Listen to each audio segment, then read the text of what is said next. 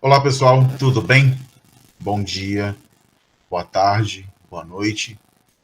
Queria convidar vocês aqui para a gente prosseguir no nosso curso, o curso que a gente está ofertando por incentivo da Pró-Reitoria de Gestão de Pessoas da Universidade Federal do Amapá. Esse curso é resultado de um trabalho articulado dessa Pró-Reitoria através do seu Departamento do Desenvolvimento de Pessoas e da sua Divisão de Capacitação e Educação Profissional. O nome desse curso é Docência Online, reflexões acerca dos processos e rupturas da prática educativa em EAD. Eu me chamo Daniel Chaves e eu estou apresentando tudo isso porque nós estamos aqui em uma transição. Nós entramos no nosso segundo assunto de conteúdo do curso, que é esse aqui. A gente vai falar sobre design e planejamento didático-pedagógico para ambiente virtual de aprendizagem.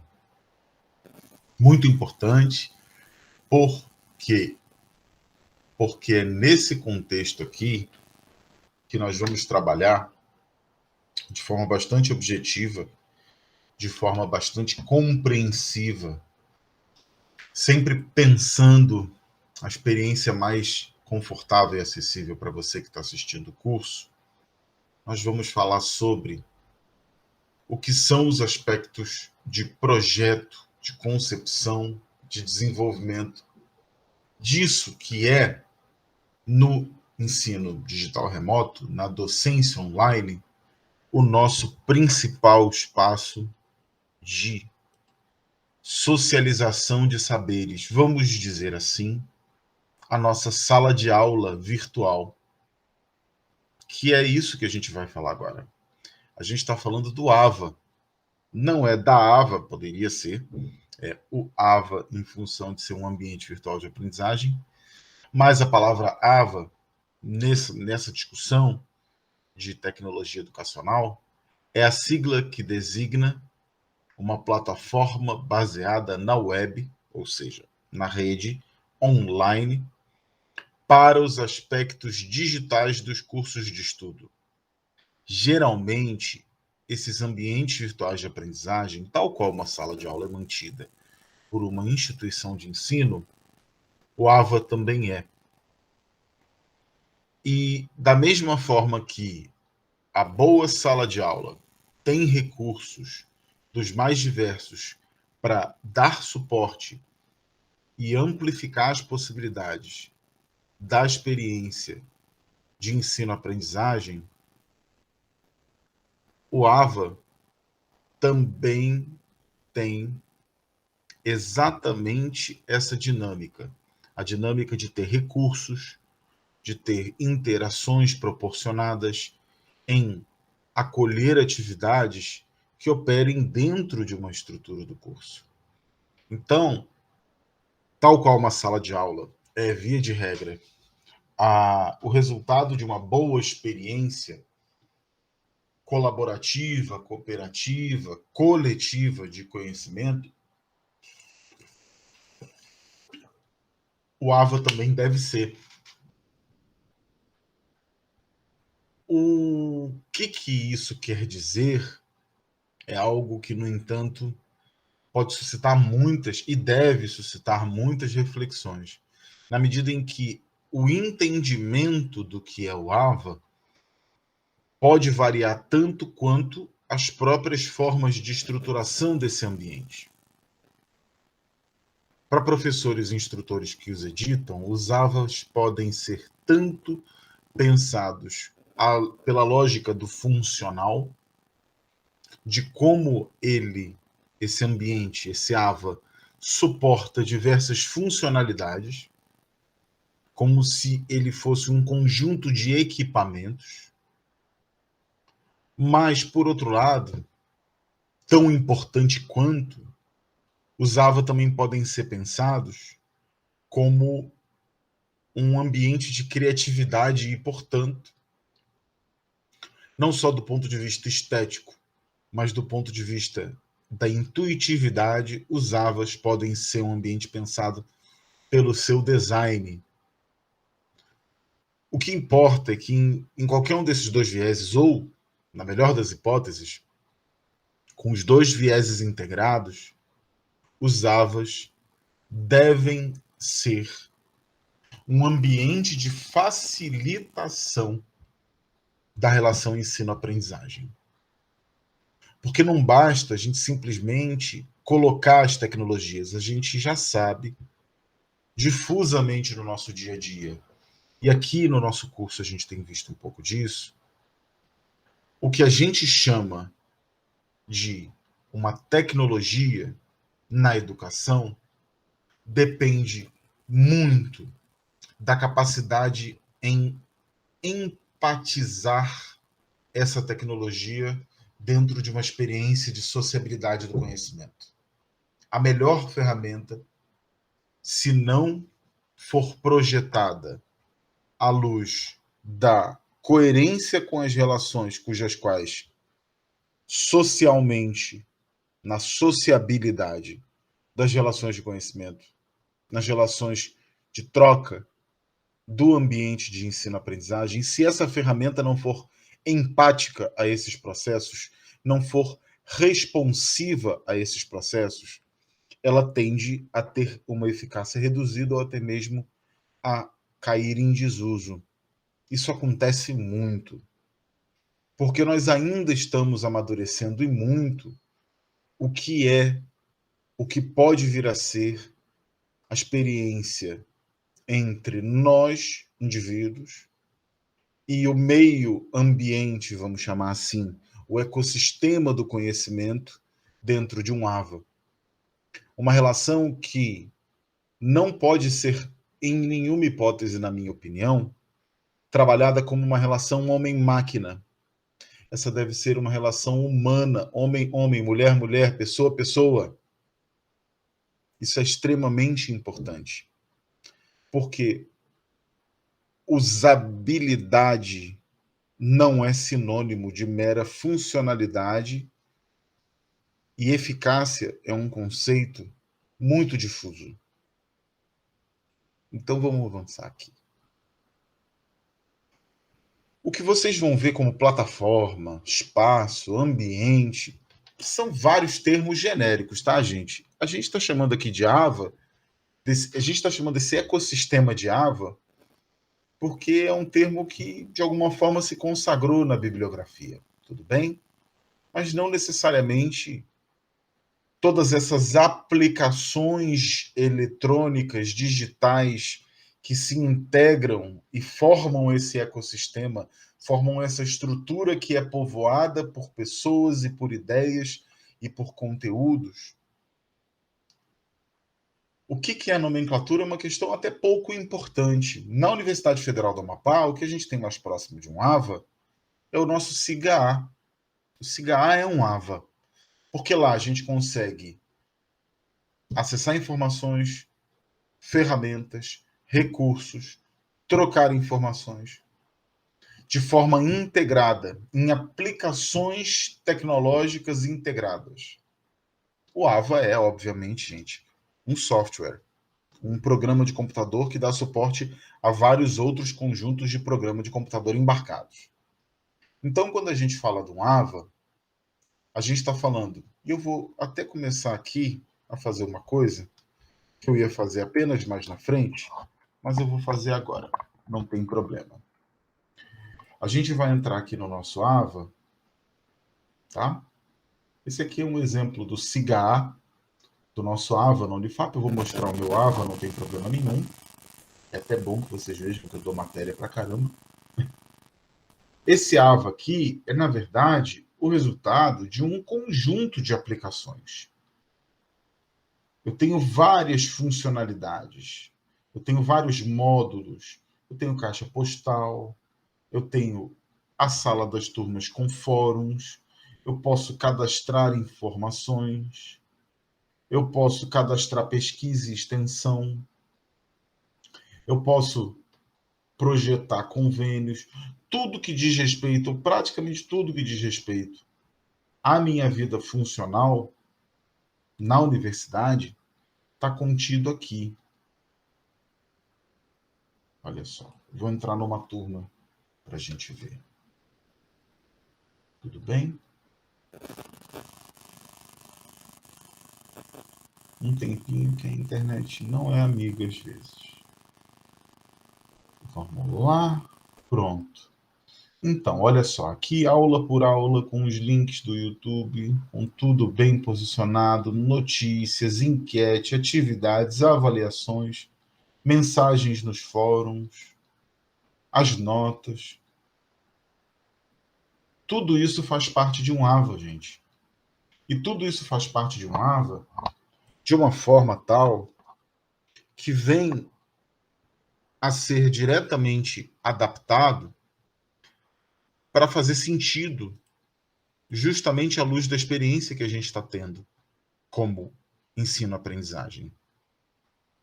A funcionalidade específica associada a qualquer implementação, obviamente por isso, por ter uma relação direta com a relação ensino-aprendizagem, implementar uma funcionalidade tem que fazer sentido, deve fazer sentido, é bom que faça sentido, dependendo das necessidades dos usuários. E pode ser alcançada com um conjunto muito variado de experiências, um conjunto muito variado de soluções, de produtos que venham a responder. Muitas vezes o próprio AVA ele não funciona sozinho. Eu uso muito o YouTube para colocar as minhas aulas como um acessório ao AVA. Eu faço o outsourcing do AVA, eu busco soluções fora para dentro. Eu uso muito para armazenar os textos o Google Drive, que é uma pasta virtual, como eu estou usando aqui nesse curso, inclusive. Então, o AVA ele não é um sistema fechado. Ele funciona muito mais como um hub, como um espaço centrípeto de informações, um espaço nucleador de informações. Um espaço que venha da coesão com um único ponto de entrada para determinado conjunto de aspectos técnicos que venha justamente viabilizar essa experiência de ensino-aprendizagem à distância. Então, gente, é muito importante a gente entender e a gente vai ver muito isso daqui a pouquinho, a necessidade da gente ter essa tenacidade na interpretação do que é o ambiente. Tudo bem? Muito importante. O AVA, até para a gente entender também essa questão da tenacidade, o AVA ele não é projetado para a disciplina do Daniel, nem para a sua disciplina, nem para uma das disciplinas que você, aluno, está cursando. Um AVA, como esse ecossistema, ele não é projetado para um curso específico, mas para dar suporte a vários cursos. Então, quando a gente olha para um AVA, quando a gente faz o design e o planejamento dessas atividades no AVA, a gente precisa ter muita clareza, muita nitidez de informação para a gente não achar que o AVA é impessoal, frio, robótico, que ele é distante das nossas atividades, porque ele foi pensado. Imagina se a Unifap tivesse que comprar um tipo de software para cada tipo de disciplina. Não ia ter como manter. Então, o AVA ele é um mainframe, ele é um conjunto mais ou menos estándar de informações. Uma estrutura que tenta atender a todas as necessidades.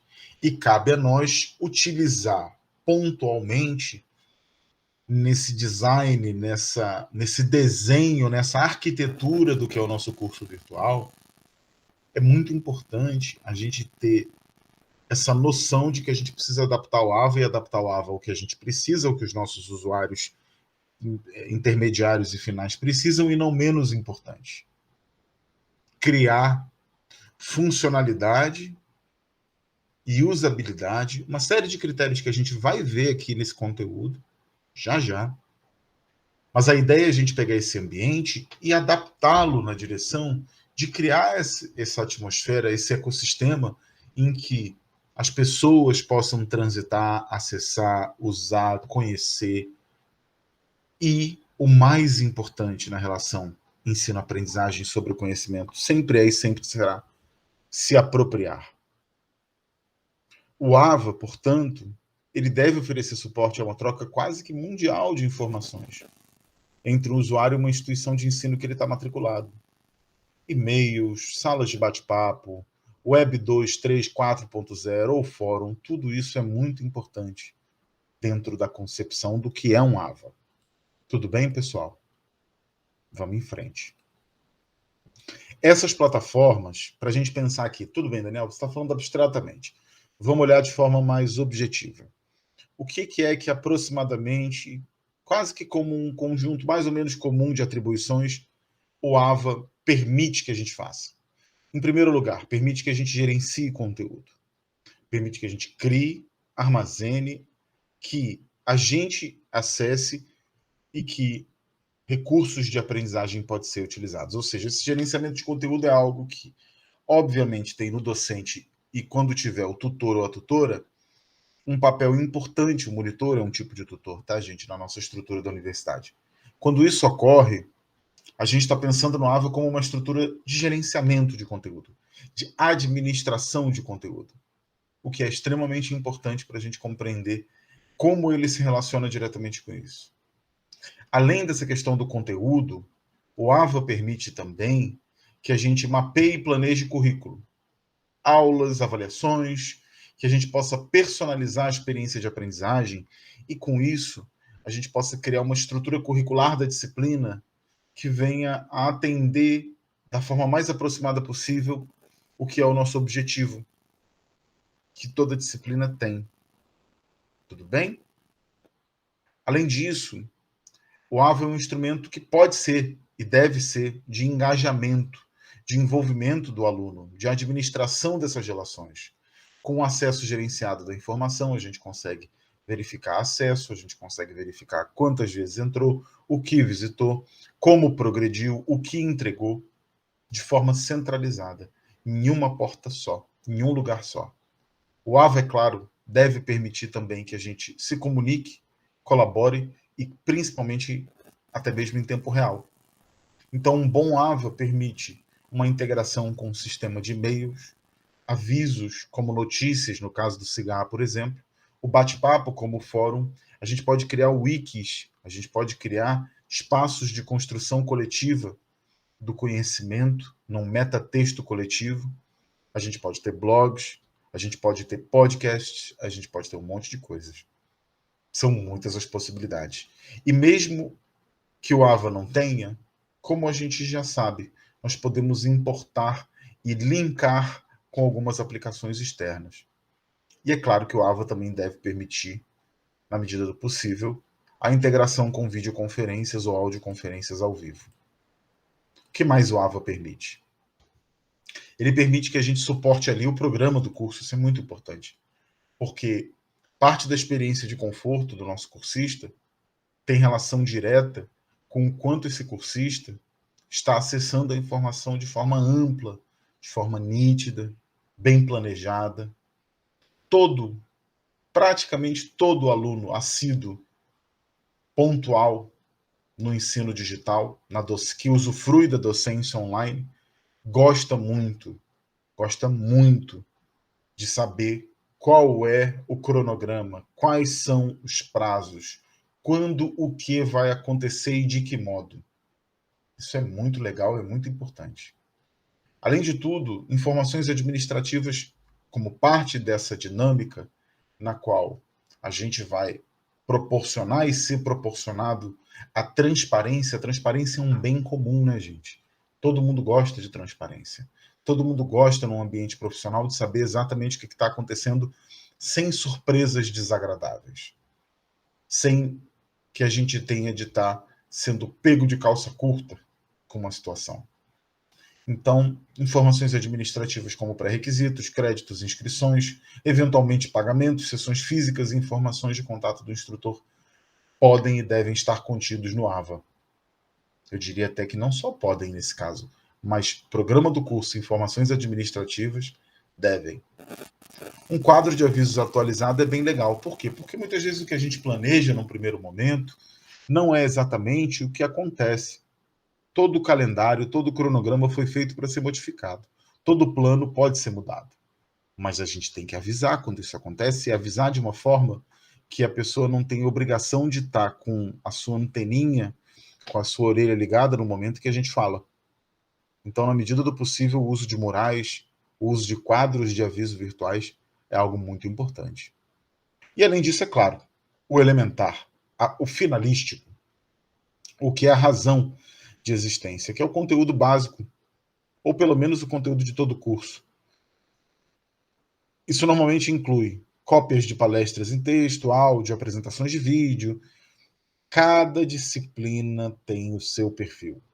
Eu, pessoalmente, sou um usuário tradicional do assíncrono, pensando como o cursista tem uma necessidade de utilizar seu tempo de forma particular, de forma discricionária. Acredito muito no vídeo, não acredito em vídeos longos, acredito muito no texto dando suporte ao conteúdo expositivo, que, via de regra, é temático e atende a uma ideia-força que está sendo exposta. E acredito muito em uma economia confortável da ecologia de saberes. Isso tudo, para mim, é muito importante. Eu gosto muito da simplicidade nos AVAs. Uma outra coisa que os AVAs podem incluir, a gente já acabou falando aqui, não é? Links para fontes externas, recursos adicionais, links, questionários, autoavaliação, funções formais de avaliação, como espaços para o aluno poder mandar o seu trabalho, suporte para comunicações externas. Muitas vezes, alguns AVAs, eles embarcam, eles trazem para dentro de si RSS, trazem o Twitter, trazem redes sociais, que são ferramentas importantes hoje para essa comunicação empática na ideia de aprendizagem. Os AVAs ainda podem incluir alguns elementos que eu vou mostrar. Documentações estatísticas, gestão do direito de acesso, ferramentas de autoria, provisão para hiperlinks e até mesmo um quadro interativo online. Além do AVA, a gente também pode utilizar, e eu quero mostrar para vocês, uma outra ferramenta bem interessante provida pelo nosso tratante, que é o governo federal, que é a RNP. A RNP, a Rede Nacional de Ensino e Pesquisa, é muito importante porque a RNP tem uma plataforma. Vocês já viram essa plataforma? Essa plataforma é uma plataforma muito utilizada, a Conferência Web. Vamos dar uma olhadinha no que é. A Conferência Web é um serviço que pode ser usado através de um computador ou dispositivo móvel, desde que tenha um navegador instalado, podendo logar. As pessoas podem assistir às aulas, fazer palestras, fazer reuniões, como praticamente a gente usa hoje, majoritariamente, o Google Meet ou o Zoom, por exemplo. Então, o que a gente está chamando aqui de AVA tem, como vocês podem ver, uma relação quase que exponencial com a capacidade de incorporar tecnologia. O desenvolvimento do AVA, e a gente vai olhar isso já já, não para nunca. Só que essa exponencialidade também tem uma relação com a linearidade, com o limite. Porque tanto apoiadores quanto críticos do AVA reconhecem a importância da criatividade, da comunicação, de todas as habilidades, uma coisa que a gente vai falar muito aqui daqui a pouco, que são as habilidades. Mas, mesmo essas habilidades podem incorrer num certo engarrafamento de ideias. E os ambientes virtuais de aprendizagem, eles podem, sem dúvida alguma, ser muito práticos, com muitas funções, com muito design, e podem não ser. A principal crítica feita ao uso de AVA, que é uma crítica recorrente à docência online, ao uso do ensino à distância, diz respeito diretamente ao quanto esses ambientes virtuais de aprendizagem acabam criando uma desconexão, um processo alienativo entre alunos e professores. porque nada substituiria o presencial. E o AVA, por melhor que seja, acaba sendo não um intermediário, mas para esses críticos, um complicador do processo.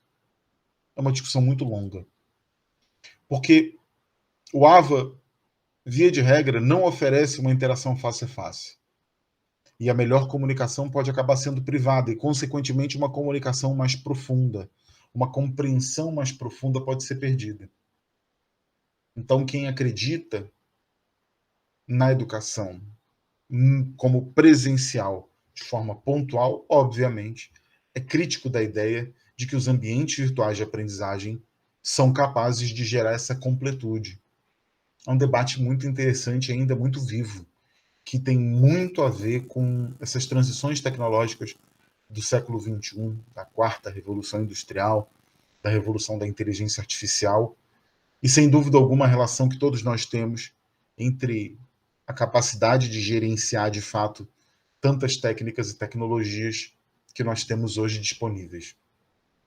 Esses educadores, que são de alguma forma céticos ou críticos da ideia dos AVAs, também são profundamente preocupados com o quanto o usuário final,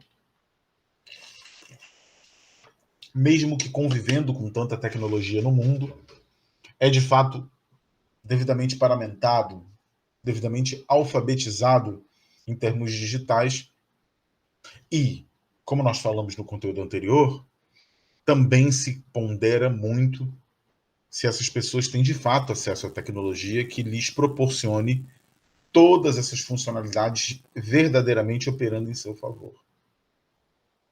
Fato é que nós temos que ter muito cuidado com essa experiência, muito crivo, porque uma experiência negativa pode fazer com que a pessoa tenha uma experiência muito passiva, muito pouco envolvente, o que acarreta não só uma aprendizagem incompleta e de baixo desempenho, mas a pessoa acaba justamente evadindo. Isso é muito ruim. É a pior coisa que pode acontecer. Muitas vezes os nossos alunos acreditam que a pior coisa que pode acontecer é o aluno errar ou reprovar. A pior coisa que pode acontecer é a evasão, é a perda de interesse na experiência do conhecimento. Foi um pouco disso que eu tentei mostrar para vocês agora e tentei apresentar nesse primeiro conteúdo sobre design e planejamento didático-pedagógico para ambiente virtual de aprendizagem. Por quê? Porque o que eu estou pensando aqui, pessoal, diz respeito diretamente a como todas essas percepções, todo esse conjunto absolutamente difuso de ideias construídas, de conceitos, e às vezes até de preconceitos nossos, se cristalizam e se encontram num espaço real, num espaço efetivo, que é o espaço da relação ensino-aprendizagem. No caso da docência online, é absolutamente vital que a gente reconheça que não é possível falar em docência online só com conteúdo. Isso não é possível. Nós precisamos trabalhar a docência online pensando como nós sempre pensávamos como os docentes. Excelente conteúdo, conteúdo de qualidade. Mas nós também precisamos trabalhar com a expectativa de criar um ambiente, um espaço meta-geográfico de ideias, um ecossistema no qual todas essas trocas possam ocorrer de forma muito fluida, muito dinâmica e verdadeiramente funcional. Esse é um desafio muito grande. Eu diria que muito mais do que ser a favor ou contra o ensino à distância, é muito importante que a gente pense o quanto, se esse ensino à distância, se a docência online faz sentido, que ela precisa ser pensada dentro de uma lógica adequada, funcional, de excelência, para que aí sim a gente possa ter uma avaliação mais consistente sobre a capacidade dela em dar conta de alguns dos nossos maiores problemas, de alguma das nossas maiores dinâmicas. Um bom AVA é um passo fundamental para materializar e concretizar uma boa expectativa e e um bom conjunto de resultados sobre a relação ensino-aprendizagem. Eu espero que esse conteúdo tenha sido de utilidade. Agradeço muitíssimo a atenção de vocês. Daqui a pouquinho a gente volta para falar de algo muito importante. O que são as habilidades, as tais habilidades que fazem com que essa relação entre nós, conosco, enquanto coletividade, e o AVA se concretizem. É só currículo? É só conhecimento duro? Ou também é preciso levar em consideração as habilidades suaves para a experiência interativa dar certo? Já já a gente volta com mais informação. Obrigado.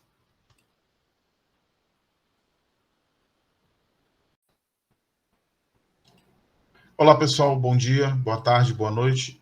Dando continuidade a essa segunda sessão do nosso curso Docência Online, reflexões acerca dos processos e rupturas da prática educativa em EAD, a gente vai continuar pensando um pouco sobre a questão do design e do planejamento para o ambiente virtual de aprendizagem, ou como a gente já aprendeu, que tem uma sigla, o AVA. Vamos chamar de AVA daqui por diante, porque eu acho que facilita, né? Vamos lá. O que a gente estava falando nas últimas sessões são justamente os limites dos AVAs. A gente falou o que ele funciona, o que ele permite, mas uma conclusão muito importante faz parte do nosso trabalho. É a de conceber que o AVA ele é um ecossistema de software, de pessoas, de hardware, que a experiência online para acontecer, ela é uma experiência muito complexa e ela depende de uma quantidade de fatores funcionais, de uma infraestrutura, de um conjunto de relações sociais empáticas e principalmente que o que a gente está chamando aqui de empatia em torno da funcionalidade da relação humana tem de ter um desenho, uma arquitetura do conteúdo, das funcionalidades muito bem apropriado. Então, o que a gente está chamando de AVA é, na verdade, o resultado de um conjunto de coisas que é razoavelmente complexo, mas que não é difícil ou impossível de ser feito. Nesse sentido, eu acho que vale muito a pena chamar atenção para esse assunto, que é o assunto de hoje, o assunto de agora, que eu vou conversar com vocês, que é a questão sobre quais são ou como devemos nós nos estruturarmos e sistematizarmos o conjunto de habilidades necessárias para compreender tudo isso que cerca a construção eficiente, confortável, aderente ao conhecimento que a gente está apresentando dentro de um AVA. Essa não é uma missão absolutamente ou exatamente trivial. A gente está falando aqui de coisas que são razoavelmente complexas. O que eu estou querendo dizer? A gente está falando em, número 1, transmitir conhecimento de bom nível. Conhecimento que muitas vezes é permeado por um certo grau de complexidade que não pode ser ignorado. Nós estamos falando de docência online, nesse contexto aqui da Unifap, para o ensino superior. Não é um conhecimento trivial. Mas mesmo se a gente estivesse falando do ensino fundamental, por mais aparentemente simples que seja o conteúdo, toda experiência de ensino-aprendizagem é uma experiência complexa, é uma experiência sensível, é uma experiência que requer bom método, boa teoria, boa construção. Muito bem. Então, a primeira questão que a gente está lidando é com um conteúdo que cada qual, em cada área, em cada disciplina, tem o seu grau de complexidade assegurado. Primeira coisa. Segunda coisa. Como criar numa relação de ensino digital e remoto, ou seja, no ensino à distância, todo esse processo de transmissão efetivo desses conhecimentos sem uma relação presencial ocorrer, sem a constância, sem o balanço, sem as ondas da relação pessoal, é algo muito difícil também. E é exatamente em torno disso, da inexistência de um espaço de sala de aula, que a gente precisa ter muita atenção a isso que a gente está chamando de AVA, porque o AVA é nada mais, nada menos que o espaço das trocas, a sala de aula virtual. Só que ela é bem diferente de uma sala de aula presencial. Ela é diferente porque ela envolve tecnologia, porque ela envolve uma estrutura diversa, porque a infraestrutura para permitir que o discente e o docente se encontrem numa relação de trocas sociais do conhecimento e, por sua vez, não menos importante, nem um pouco menos importante, a infraestrutura para isso seja uma infraestrutura diversa da infraestrutura tradicional, porque o aluno precisa, como o professor precisa, conhecer de tecnologia, um mínimo, ser alfabetizado digital, precisa ter uma internet minimamente funcional, caso a transmissão seja através da internet. Ele precisa saber lidar com a dinâmica e as funcionalidades. Então, construir esse espaço que não é intuitivo, como é a sala de aula, que deve ser intuitivo, mas não necessariamente o é uma missão muito complicada. Exige uma construção que vai desde a política pedagógica até o comportamento individual de cada um dos interlocutores do processo. Essa dinâmica exige habilidades complementares e a gente tem que tomar um pouco de consciência disso, gente. Da mesma forma que a gente toma consciência quando a gente se prepara para ser professor, que uma coisa é conhecer o conteúdo e a outra coisa é administrar e ministrar o conteúdo. No ensino à distância, no ensino digital, é a mesma coisa. A gente precisa de uma didática específica, de uma curadoria do conteúdo específico, mas não é a mesma curadoria tradicional, porque envolve uma série de outros aspectos importantíssimos. Eu diria, se tivesse que sintetizar isso que eu estou falando aqui, que o que para nós é essencialmente uma missão retórico-discursiva, a hipertrofia dessa missão retórico-discursiva na sala de aula presencial tradicional, no caso do ensino à distância, não é suficiente. Não é suficiente porque o tempo é distinto, o espaço é distinto, a dinâmica consequente de uma relação espaço-temporal distinta vai impor um processo de incorporação, de apropriação, de reprodução, de nova produção, de desconstrução do conhecimento, que é diferente. Na sala de aula virtual, não necessariamente o aluno levanta a mão para falar. Não necessariamente ele olha nos nossos olhos. Então, todos esses aspectos dessas relações de trocas sensoriais não existem. Ou existem de forma muito diferente, radicalmente diferente. E a substituição para isso, ou se não, e aqui me parece mais apropriado dizer, se não é possível que isso seja um substitutivo, que o grau de imersividade da experiência online não se compara à imersividade da experiência presencial, da dinâmica sensorial presencial, nós precisamos, na medida do possível, quando utilizarmos esses instrumentos, suavizarmos, amenizarmos essa diferença, esse contraste. Então é por isso que boa parte dos profissionais que estão preocupados com a educação para o século XXI, a educação que ocorre num contexto de transformações tecnológicas muito sensíveis, vem abordando a importância da incorporação de habilidades maleáveis o suficiente para lidar com um contexto tão complexo e tão diverso e tão contraintuitivo. É isso que esses profissionais têm chamado rotineiramente das habilidades suaves. As habilidades suaves, obviamente, são um contraponto às habilidades rígidas. O que seriam essas habilidades rígidas? As habilidades rígidas seriam as habilidades que a gente coloca no currículo, seria o nosso grau de titulação, seriam as certificações que a gente tem, como, por exemplo, uma proficiência em um idioma, ou um título de mestrado, que é uma qualificação, são questões diferentes das habilidades suaves. As habilidades rígidas, elas são mais perenes. Elas têm uma relação com o que a gente escolhe como profissão, como nível de profundidade nessa profissão, com uma estrutura que não é transitória.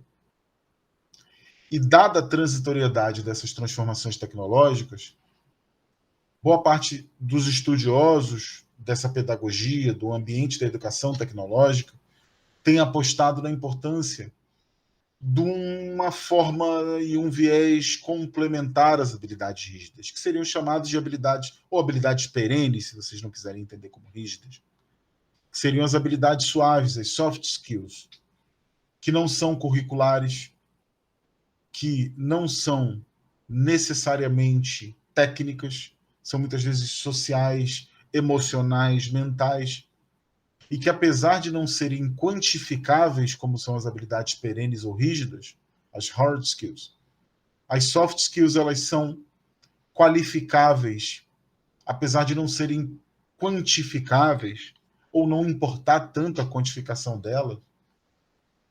A gente sabe muito bem a qualidade e a importância na medida em que ela tem uma relação direta com a ponta de lança da entrega de resultado, da interação do relacionamento.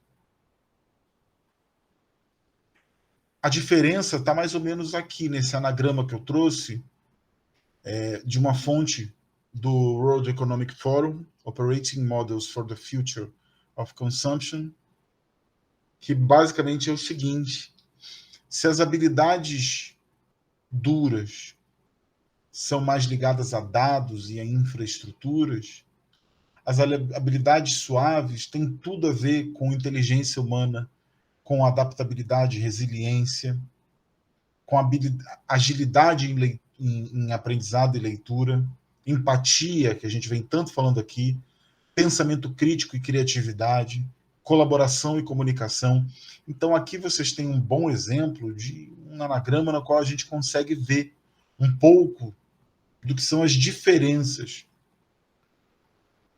É claro que a gente vai ser tentado a imediatamente buscar uma importância maior para uma ou determinada estrutura ou arquitetura de habilidades. E isso é até certo ponto inócuo, porque não é o X da questão.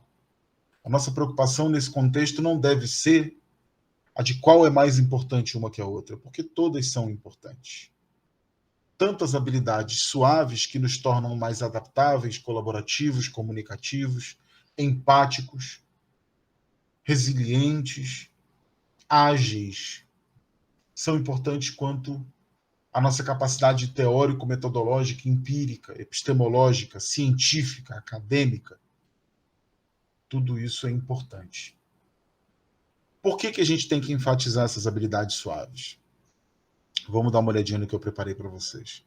As habilidades do século XXI, que poderia ser quase um sinônimo dessas habilidades suaves, abrangem aptidões, disposições de aprendizagem que foram identificadas como necessárias para uma adaptação ao contexto contemporâneo das relações de produção, das relações sociais, das relações até mesmo culturais. Líderes empresariais, acadêmicos, agências governamentais e educadores têm acatado a ideia de que a gente precisa enfatizar, porque isso é parte de um movimento internacional que tem foco para preparar os nossos jovens de qualquer idade, de 8 a 80, tá? Para que o seu sucesso profissional, a sua adaptação profissional ocorra e consiga, da melhor forma possível, se relacionar com esse contexto de mudanças que a gente está vivenciando. Muitas dessas habilidades, apesar de parecerem superficiais, estão muito associadas a um aprendizado mais profundo. Por quê? Porque está baseado em raciocínio analítico, em resolução de problemas complexos e interdisciplinares, em trabalho em equipe. São diferentes as habilidades suaves das rígidas, porque elas não estão baseadas necessariamente em como aprender conteúdo. É como se fosse uma habilidade de aprender, a lidar com toda essa tenacidade, essa flexibilidade, muitas vezes até com a volatilidade do contexto no qual a gente está convivendo, das relações socioculturais, econômicas, das relações das trocas humanas como um todo.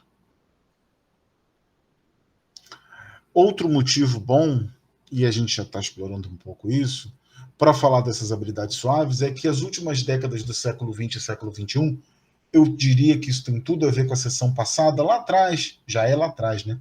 Em que a gente falou sobre a revolução informático-computacional da microcomputação, que ocorre no mesmo contexto da internet, parte do contexto da chamada terceira revolução industrial, dos anos 50 e 60, que fez com que a nossa sociedade, ou se a gente não quiser chamar da nossa sociedade, que o mundo ocidental, o mundo liberal, acabou aceitando que é um ritmo acelerado de mudanças econômicas e tecnológicas que mexem com todo o social e cultural. E os efeitos no local de trabalho e nas demandas do sistema educacional têm sido muito significativos. Por volta dos anos 80, educadores, governos e grandes empregadores, parte das forças produtivas, começaram a coordenar, a convergir, melhor dizendo, em torno de uma identificação dessas habilidades e de estratégias de implementação dessas habilidades para orientar as mudanças no sentido de atender demandas do local de trabalho e da sociedade. Então, é mais ou menos nesse momento, o momento dessa terceira revolução industrial, da revolução da microeletrônica e da telecomunicação, que a questão das habilidades suaves começou a ser enfatizada, porque as trocas, a portabilidade, a agilidade, a capilaridade das trocas comunicacionais começou a ganhar uma escala extremamente ágil, aceleradamente ágil, que a gente ainda não tinha conhecido, pelo menos na história contemporânea, nos últimos 200 e poucos anos.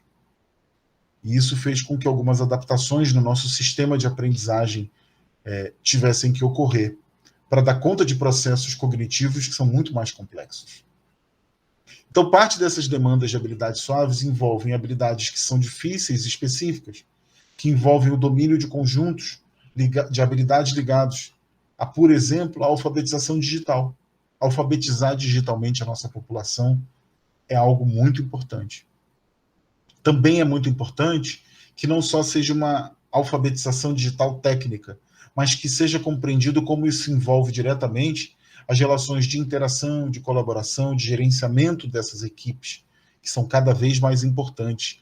Cada vez menos os profissionais têm trabalhado sozinho, cada vez mais recorrendo a outras fontes, igualzinho a gente faz com AVA, igualzinho eu estou fazendo aqui com vocês, que eu estou utilizando o YouTube, estou utilizando o Google Apresentações, o Google Drive, e assim vai. Também estão em demanda no mercado habilidades que permitam com que as pessoas sejam flexíveis e adaptáveis. As pessoas não se busca mais no mercado de trabalho, especialmente dos mercados de alto valor agregado, profissionais que apertem botões, que sejam autômatos. Esses profissionais estão sendo, infelizmente, com muitos impactos sociais, substituídos por mão de obra automatizada, seja inteligência artificial, seja robôs. E isso está gerando um impacto social muito severo, com muito desemprego. O Brasil hoje, agora eu estou falando em 2021, o Brasil está com uma taxa de desemprego de 14,1% da população. É muito grande. Então é uma demanda muito importante que os profissionais entendam-se e almejem flexibilidade e adaptabilidade. Qual é a dinâmica disso com os AVAs? Os AVAs eles têm que apoiar muitas dessas habilidades, por quê? Porque nós não podemos, em primeiro lugar, reproduzir o que a gente está chamando de educação tradicional no digital. Simplesmente não faz sentido.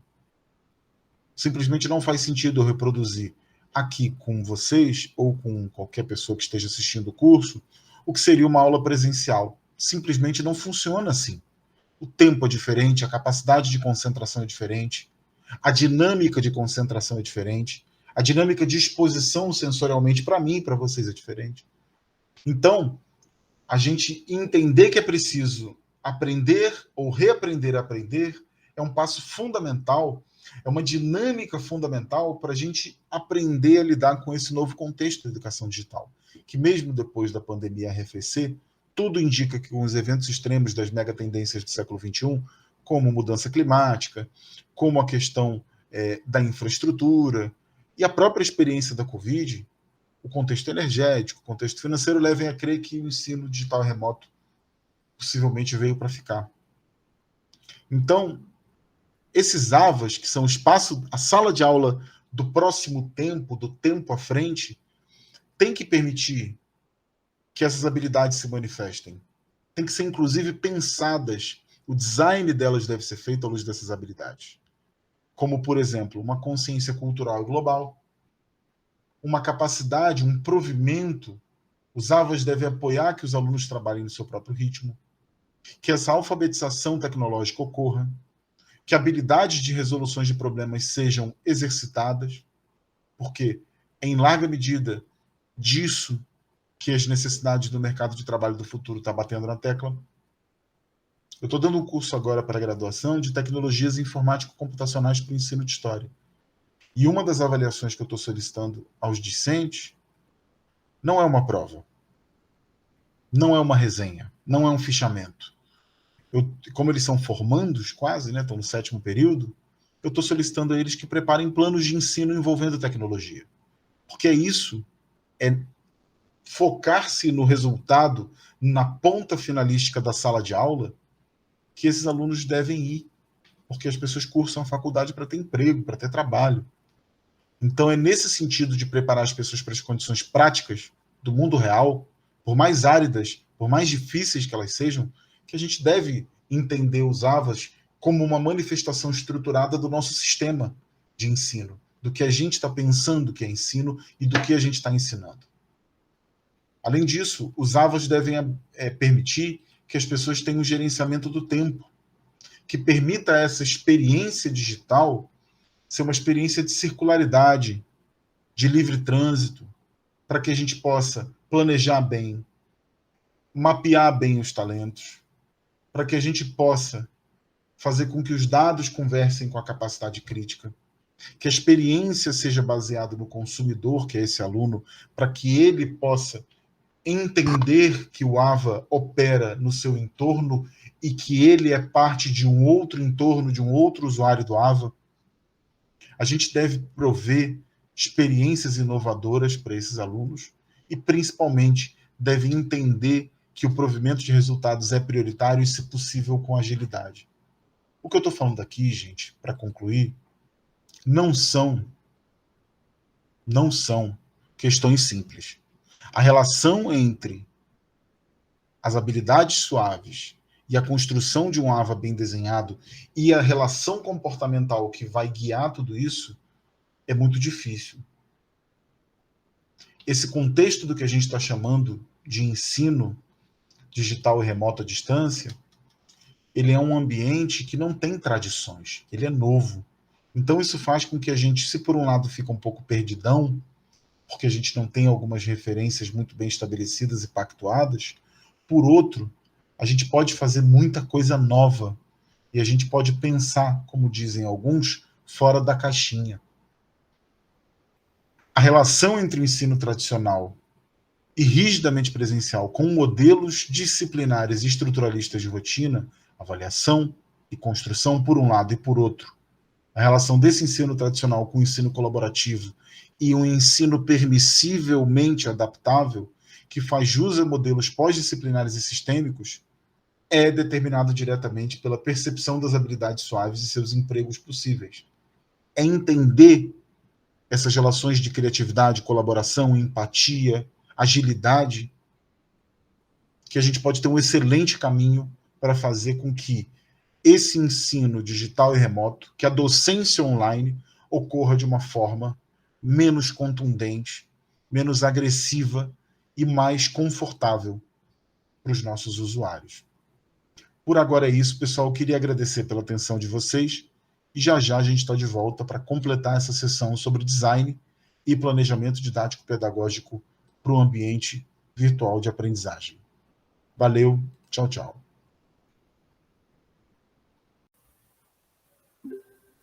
Oi, pessoal, bom dia, boa tarde, boa noite. A gente está aqui trabalhando agora na última etapa desse conteúdo, dessa sessão que trata no nosso curso de docência online, reflexões acerca de processos e rupturas da prática educativa em EAD, com design e planejamento didático-pedagógico para ambiente virtual de aprendizagem. Eu me chamo Daniel Chaves, esse aqui é o meu contato, e a gente vai trabalhar agora com algo que muitas vezes não é devidamente considerado, mas é tão vital do ponto de vista estrutural quanto a própria ideia do que a gente está chamando de ensino à distância, de docência online. Eu queria voltar antes para a gente olhar um pouquinho para o que a gente acabou de falar. A gente acabou de falar sobre o papel das habilidades suaves em um ambiente sem tradições. O que eu estou chamando de um ambiente sem tradições? Eu estou me referindo ao quanto a discussão do chamado ensino à distância é, por natureza, uma discussão revolucionária, uma discussão disruptiva. E como nós vimos assistindo nos últimos conteúdos, faz parte observar que a revolução da microcomputação, a revolução do ambiente de troca de informações em rede, a internet, das telecomunicações, fez com que a sincronicidade e a simulação ganhassem espaço. Isso fez, sem dúvida alguma, com que algumas habilidades comportamentais, do ponto de vista do que a gente está chamando de construção do ambiente de aprendizagem, fossem pouco a pouco permeadas pela ideia de que as aptidões de relacionamento social, emocional e mental fizessem parte. Então, as soft skills têm um papel super importante, vamos chamar de habilidades suaves, né? As habilidades suaves que têm a ver com essa capacidade de reaprender, aprender, de colaboracionismo, de adaptabilidade, de permissividade pós-disciplinar e sistêmica, fez com que a gente ressaltasse, ou talvez o contrário, essas habilidades suaves fizessem com que a gente ressaltasse essa nova forma de pensar a relação ensino-aprendizagem. No entanto, não é só pensar as habilidades suaves que é necessário. Quer dizer, se a gente está falando aqui do software emocional, do software das habilidades sociais, colaborativas, a gente também tem que pensar a parte hard. E o que é a parte hard, a parte rígida de um ambiente virtual de aprendizagem? É a infraestrutura, é a hipermídia educacional, é o espaço como, ainda que virtual, baseado em uma concretude, em uma estabilidade, em um certo grau de perenidade. Então, quando a gente vai pensar o desenho dessa infraestrutura, eu vou chamar de arquitetura e de engenharia, fazendo uma analogia aqui, nós precisamos pensar métodos que sejam capazes de prever a evolução dos AVAs. O AVA, como uma infraestrutura de software e de hardware, nunca está pronto. Sempre é vislumbrado o seu design, o seu desenho de forma contínua, ininterrupta. Esse é um sistema ou o conjunto de funcionalidades que vão gerar as atribuições para o funcionamento do AVA evoluem após cada exercício. Ao a gente pensar dessa forma, que esse sistema evolui após cada rodada, a gente deve dar um papel muito importante, um papel central, à avaliação decorrente da participação dos usuários. Claro que isso, se possível, deve ocorrer em todas as etapas de construção do software, para que requisitos inteligentes e aderentes ao objetivo da relação de ensino-aprendizagem sejam acrescentados no desenvolvimento do AVA. Mas essa avaliação decorrente da participação dos usuários é importante ao longo de todas as etapas do processo. Durante a projeção, a construção, a execução, a avaliação e a nova projeção numa nova rodada. O que eu quero dizer com isso aqui? Quero dizer que, número 1, o design do AVA é contínuo e ininterrupto, baseado em sempre evoluir, sempre aprimorar. E quando acontece esse aprimoramento? Após os exercícios, as rodadas, as manobras, na qual a gente testa a funcionalidade, testa os requisitos e verifica se está funcionando bem, por que não está, como melhorar. Onde está funcionando bem, por que está, como essa experiência pode servir para aprimorar. A idealização, o desenvolvimento ou a customização de um AVA e sua interface deve seguir certos aspectos pedagógicos, ergonômicos, funcionais ou estéticos. O suporte à aplicação desses aspectos em um AVA pode ser fornecido através desse design de interação, que é fundamental para pesquisas e projetos de sistemas baseados na interação humano-computacional. Por quê? Porque aí é que elas trabalham um conceito no qual o uso da interface, olha como tem tudo a ver com o que a gente vem falando, deve ser pensado a partir de uma abordagem de desenvolvimento centrada nos usuários e não na máquina e em funcionalidades de forma abstrata. É na prática, é na rodagem, é no exercício, é no manobrar dessas funcionalidades numa relação humana, pensada para humanos e principalmente das relações humanas, é que o melhoramento ocorre. Claro, isso tudo não acontece pura e simplesmente também de forma abstrata, como uma função, e muito menos como um manuseio da função abstrato. Como é que a gente sabe se está funcionando bem ou não? A gente sabe quando a gente tem muita nitidez sobre qual é o método de ensino adotado, se é híbrido, síncrono ou assíncrono, por exemplo, e a partir daí, essa principiologia da experiência pedagógica pode nos ajudar a pensar tomadas de decisão no que diz respeito às atividades do projeto, às atividades em seguida e a todo melhoramento. É preciso, assim, em síntese, número 1, identificar necessidades e estabelecer requisitos básicos que atendam a tais. Número 2, desenvolver designs convencionais ou alternativos para que, por sua vez, esses requisitos identificados possam ser atendidos. Número 3, a partir da identificação e do desenvolvimento do design, começar a pensar o funcionamento, as versões nas quais a interação ocorre. E, por último, para a gente fazer esse círculo positivo, ter o feedback do usuário, para daí avaliar se está tudo bem ou não está. Para a gente pensar essa sistematização, é bastante legal a gente pensar, e a gente já tinha falado isso anteriormente, em duas grandes partes do desenvolvimento do design do AVA. A primeira é um design físico. A segunda, vamos chamar assim, é um design conceitual. O que essa diferença quer dizer? Essa diferença quer dizer que o design conceitual apresenta o modo de interação mais significativo para o produto, ou na manipulação de objetos já existentes nessa prateleira. Já o design físico surge da evolução do modelo conceitual, consistindo em uma necessidade de concretizar as atividades, as decisões e escolhas selecionadas para o design da interação. Então, primeiro a gente teria um conceito do que a gente acredita que é válido, do que o arquiteto ou a arquiteta vão pensar, e em segundo a gente pensar como isso, em termos de engenharia de sistema, vai funcionar.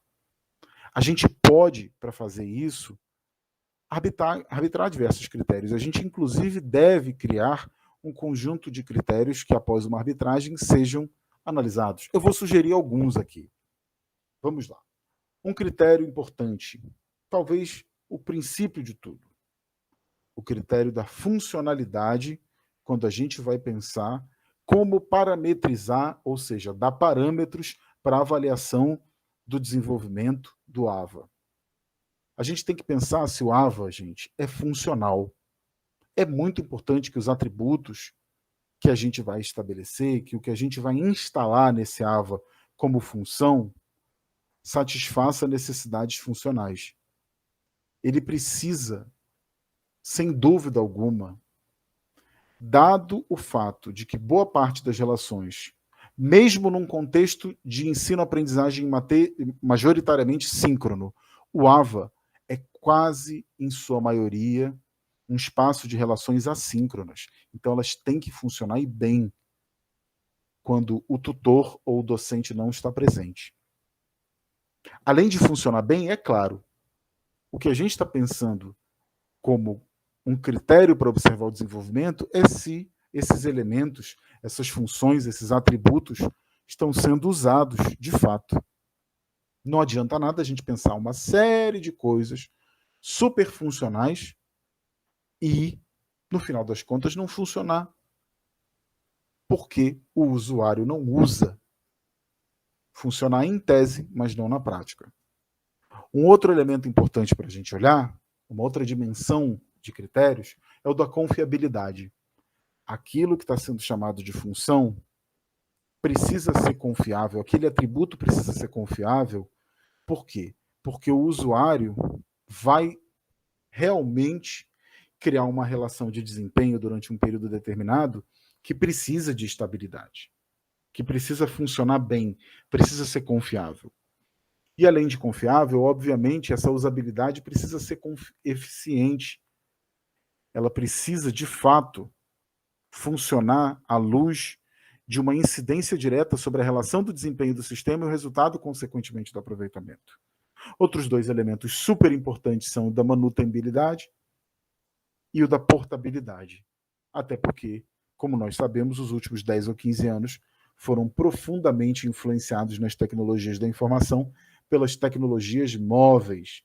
Ou seja, esse sistema do AVA, ser executado em diferentes ambientes, ou até mesmo transferido, se for o caso. A gente está olhando isso tudo aqui e está chamando de critérios, mas esses critérios eles têm que levar em conta uma coisa super importante, que é a segmentação da capacidade analítica. O que eu quero dizer com isso? Eu quero dizer que o perfil funcional do usuário é muito importante e é relativo. Todos são usuários, mas nem todos são os mesmos tipos de usuário. Alguns atributos para certos tipos de usuário vão ser super importantes e para outros nem tanto. Um exemplo, o usuário gerente, que no caso poderia ser o docente, está interessado na qualidade global do que está sendo oferecido e o resultado da sua experiência numa totalidade. Ele está preocupado se essa experiência virtual de aprendizagem está sendo de fato resultante dentro do que ele espera. É uma expectativa bem diferente, por exemplo, do desenvolvedor, que não está tão interessado no resultado da experiência, mas preocupado certamente com o funcionamento, com as qualidades intermediárias. E, é claro, a maior parte, o maior conjunto de usuários é o usuário final. É o cliente, é o consumidor, é o nosso aluno, é quem consome o nosso trabalho. Por quê? Porque ele está muito interessado, e geralmente esse grupo é o mais expressivo numericamente, ou seja, quantitativa, e, claro, sem dúvida alguma, qualitativamente. Por que esse usuário é importante? Porque ele é o cidadão, ele é o aluno cujo qual está acessando o nosso serviço, o nosso trabalho. Ele é a nossa razão de trabalhar. Então, esse usuário geralmente está interessado em usar com facilidade, em saber se é confortável, se é confiável, se é eficiente. Segmentar e entender essa diversidade é algo muito importante, gente. E além disso, mais uma vez, a existência de diferentes tipos de usuários não significam que os usuários daquela camada, daquele extrato, são idênticos. Especialmente os finais, os consumidores, mesmo que em conjuntos aparentemente homogêneos ou gerais, possuem diferentes expectativas, padrões de comportamento e, principalmente, necessidades. Então, quando a gente vai fazer o design desse AVA, e a gente vai responder essa questão aqui, que é como é possível desenhar o AVA, a gente tem que pensar que o AVA pode e deve ser pensado não só para ser um sistema funcional de dados e fluxos, mas ser também um ambiente para pessoas confortavelmente, inclusivamente e com acessibilidade. Trabalhar essa interface transformando ela em algo mais intuitiva, funcional e esteticamente agradável sob o ponto de vista dos diversos tipos de usuário, pode ser, sem dúvida alguma, gente, a forma de reduzir ou até mesmo superar as dificuldades, as tensões e os problemas dos usuários no que diz respeito à docência online. Eu queria dizer, por último, uma coisa muito importante, que são alguns conceitos-chave que eu gostaria de deixar aqui, sobre experiência, conteúdo e engajamento. Número 1, a experiência deve ser leve, intuitiva, acessível e lúdica. 2, conteúdo é importante e a customização audiovisual também. 3, o engajamento, a interação e a comunicação importam e muito. E acima de tudo, gente, simplicidade sempre. A experiência da docência online e de ser usuário de um serviço de docência online é uma experiência nova para muitos de nós. É uma experiência aos quais, mesmo os mais versados, ainda estão se adaptando. Então, o que nós pudermos transformar em algo agradável, acessível, lúdico e principalmente simplificado para o nosso usuário, melhor. Eu queria encerrar por aqui, agradecendo a atenção de vocês nesse fechamento do que a gente está chamando aqui dessa sessão de conteúdo de design e planejamento didático-pedagógico para ambiente virtual de aprendizagem. Obrigado pela sua atenção, um forte abraço, valeu e até mais. Tchau, tchau.